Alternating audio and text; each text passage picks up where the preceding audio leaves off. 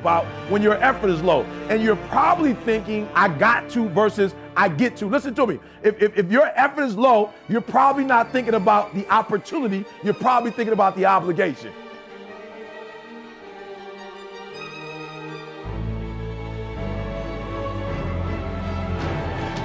Because success is allergic to average. Are you hearing what I'm telling you? Success and average don't have nothing to do with each other.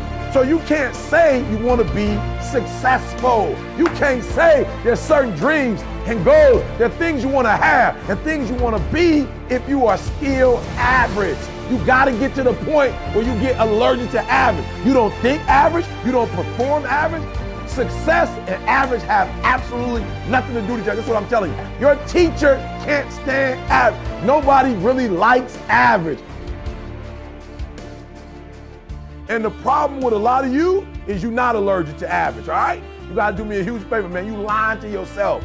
On one point, you saying you wanna be great. You wanna do great things. You wanna have greatness. You wanna be great. Listen to me, but on the other hand, for real, you comfortable with average.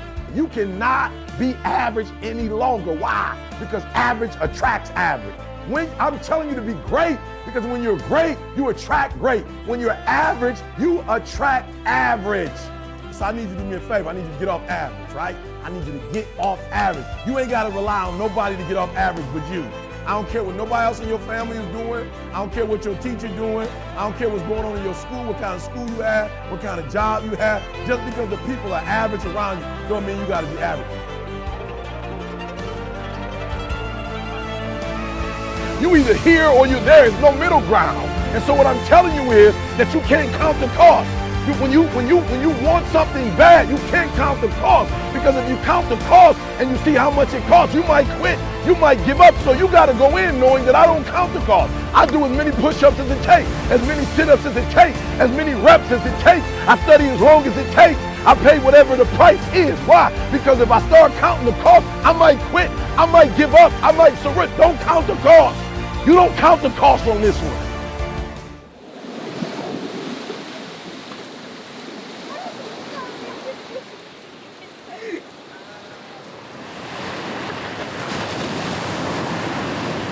Role in sculpting civilization throughout history. It is also a topic of a lot of controversy and debate.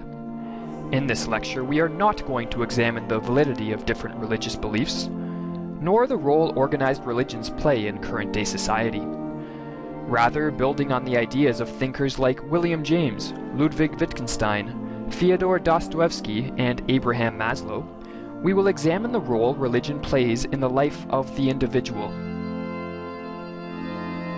More specifically, in this lecture, we will examine questions such as, what exactly is religion? Why the central role in all civilizations throughout history? What is its place in the life of an individual? What is the relationship between science and religion, as well as examining the interesting question as to whether an atheist can adhere to a religion? In general, when people speak about religion, they often, whether they realize it or not, are speaking specifically about religion in the sense of the major or organized forms of religion. In the West, the first one that usually comes to mind is Christianity. However, whoa.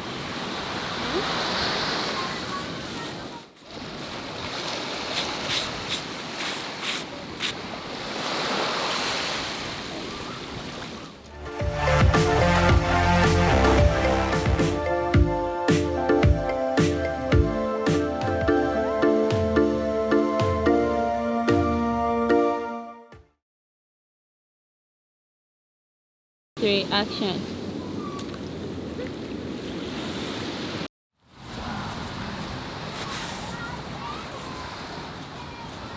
Have.